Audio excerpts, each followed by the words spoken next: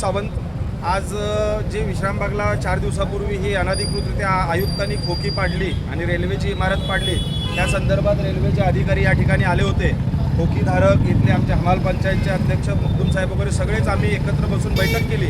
या चर्चेमध्ये आम्ही रेल्वेला इथं ताबा घेऊ दिलेला नाही। आज बोर्ड लावायला आले होते, ताबा घ्यायला आले होते, आम्ही घेऊ दिलेलं नाही। आमची पहिली मागणी आहे की आयुक्तांनी इथं बेकायदेशीर कारवाई केलेली आहे। खाजगी जागा आहे आणि रेल्वेची जागा आहे, महापालिकेचा याच्यावरती काही संबंध नाही आहे। दुसरी गोष्ट, सांगलीचा अभिमान मानबिंदू असलेली इमारत, 100 वर्षापासूनची इमारत जी रेल्वेची होती, ती आयुक्तांनी उभं राहून पाडली, आयुक्त आणि 2 उपायुक्त।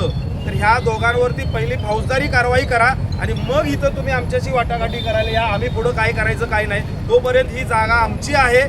कारण तुम्ही जर मालक असाल तर गुन्हा दाखल कराल, मालक नसाल तर गुन्हा दाखल करणार नाही। जोपर्यंत गुन्हा दाखल होत नाही तोपर्यंत आम्ही तुम्हाला मालक समजत नाही, असं आम्ही सर्वांनी आज त्यांना सांगितलेलं आहे। आणि त्यांनी परवा मंगळवारी आमची बैठक त्यांच्या सिनियर अधिकाऱ्याशी लावलेली आहे, मंगळवारी, बरोबर ना, मंगळवारी। आणि त्यानंतर त्याच्यावरती निर्णय होईल। पण आमची आज ही ठाम सगळ्यांची मागणी आहे की आयुक्त सत्यम गांधी आणि त्याच्याबरोबर असलेले 2 उपायुक्त यांच्यावरती पहिला रेल्वेने फौजदारी गुन्हा दाखल करावा।